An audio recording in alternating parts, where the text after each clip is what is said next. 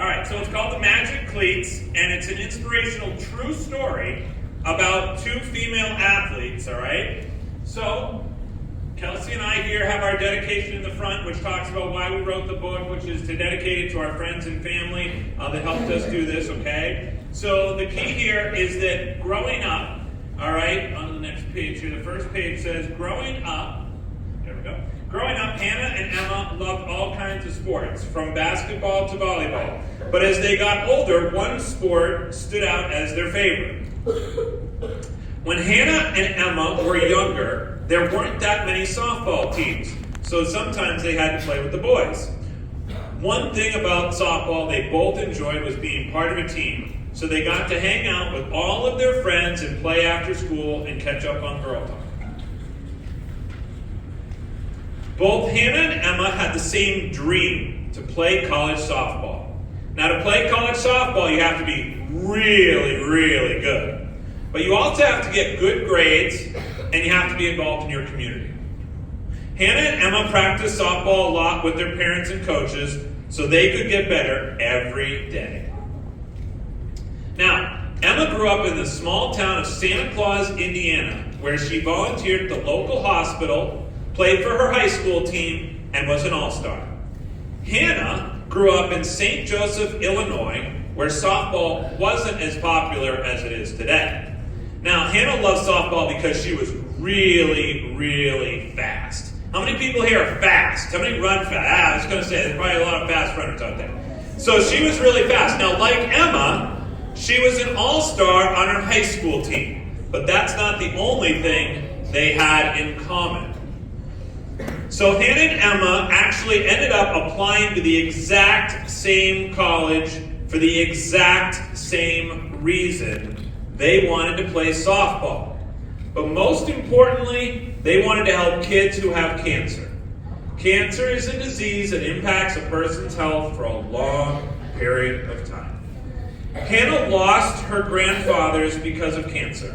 She was really close to her grandparents who lived next door. Her grandfather was one of her biggest fans. He would come to all of her games.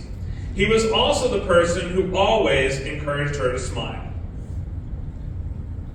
Emma, who had family who had also been deeply impacted by cancer, said that when she feels sad, she relies on her faith and the memories she experienced with the people who have had cancer, including her favorite teacher who had passed away. Emma and Hannah first met when they arrived at college. They didn't even know each other, okay, before this. They then became the best of friends. They played softball together, they studied together, they were inseparable. Hannah and Emma always would set goals for themselves, just like they did when they were little kids and wanted to be college softball players. Now, when they were in college, they decided that one of their life goals was going to be to help children who have cancer. One day, Hannah and Emma decided they would combine their passion for softball with their career goal by using their sport to raise money for childhood cancer research. They decided to paint their softball cleats so that everyone would know that finding a cure for cancer was very important to them. This here is one of the cleats that they painted. Kelsey's holding it up, and you can see it says #CureCancer. So every time that Emma and Hannah would put on their magic cleats, they would think about their family and their friends who had been impacted by cancer. But it wasn't just their family and friends that started to notice. Their teammates, even their opponents, saw their cleats and thought, wow, what a cool idea. So Emma and Hannah's idea was so popular that TV stations, newspapers, magazines, podcasters all wanted to tell their story about why they painted their cleats. Other softball players started doing it too. The cleats were very special to Hannah and Emma because they wore them a lot. At the end of the season, instead of keeping them for themselves, they decided to sell them online. Now, the reason they decided to sell them online was to raise money for childhood cancer research. Now, Hannah and Emma's decision to sell their magic cleats led to more opportunities for them, and extended their group of friends and supporters. They even got invited to the National Childhood Cancer Awareness Walk. Hannah and Emma were so excited to be able to invite all their friends and family to participate in the walk. Everyone raised money and formed a huge team called #CureCancer. At the end of the fundraising walk, Hannah and Emma were invited on stage to talk about what they had done with their cleats and how much money they had raised. When they added up the total from the cleats they had sold and the money their team donated, they raised over $4,500 for cancer research. After the walk, they even met more people, including children with childhood cancer. Hannah and Emma had become heroes to these children and their families because of what they did with their magic cleats. In their final college season, Hannah and Emma wore cleats designed by children with illnesses, and they auctioned off a gold-colored glove for cancer research. By the end of their softball career, Hannah and Emma had learned a valuable lesson, that some of life's greatest victories don't always happen on the softball field.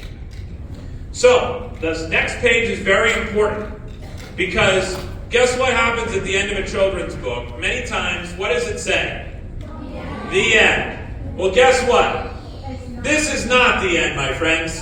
You are now part of our story. You are part of this book.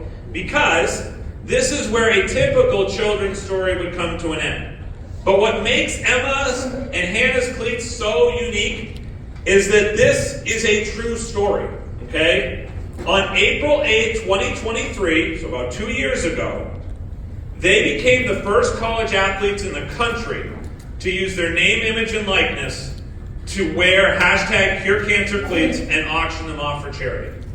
Their donation of $4,500 to the St. Jude Children's Research Hospital has directly inspired other athletes who have heard this story to find ways to use their name, image, and likeness to support causes and community projects that are important to them. To continue Emma and Hannah's legacy, a portion of the proceeds from the sale of this book will go to cancer research. Now, the following pages are optional, as I like to say, for bonus pages. When I used to read to Kelsey at bedtime, she would never want to go to bed. So I created these bonus pages that would allow kids to stay up a little bit longer, right? How many people have been in bed and you're like, oh, I don't want to go to bed yet. I want to keep, yeah, right? So the next few pages in this book we have that are actually about athletes that I work with, that I represent. I'm going to have Kelsey give you an example of how Hannah and Emma have inspired others. So go ahead, go over to your favorite athlete. She has her own favorite athlete. And her favorite athlete is Logan Hale. So this is the page with Logan here. This is the golfer, okay? There's many different athletes in this book. And so the athlete is Logan Hale. She's got this red skirt on here. She's a golfer. She's from out in Erie, Colorado, okay? Colorado's a long way away, okay? Oh, actually, she might not be in that version, so that's okay. Don't worry about it. All right, so Logan got put in this book because she created her own golf clinic, okay? How many people here like golf? People like to golf? All right, there you go. Mini golf, right? Everybody like that? Okay. So she created her own little clinic called Putting for Puppies. Okay, pretty cool name, right? Who loves puppies? Everybody loves puppies, right? There you go. So she did that, and she raised over $500 for her local humane society. That's an example of how athletes can donate and be involved in their community. And that's why we wanted to tell this story with you here today, so that you can learn that there are so many things that you can do as a person to give back to your community. And I'm going to let Kelsey tell you what she does in our community here and why she's been inspired, okay? And why she loved Logan's camp so much. So I volunteer at the Maine Children's Home up in Waterville. And so we do work with their Christmas program. And it's really fun to do it because we just get to help the kids and just help a bunch of people. And we love doing it.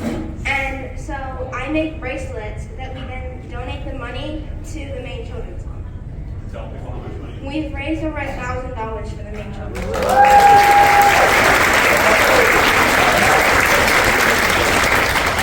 The cool thing about the story about Logan is that Kelsey gets to know a lot of these athletes, and Logan's her favorite. And tell them why you love Logan. Because I was able to go out there and participate in Logan's camp. And you got to hang out with the puppies. And I got to hang out with the puppies. So that's why we wanted to come here today and obviously celebrate National Girls and Women in Sports Day, which is very important to us. And so we wanted to open it up to you to be able to ask some questions about this book, or ask me or ask Kelsey some questions.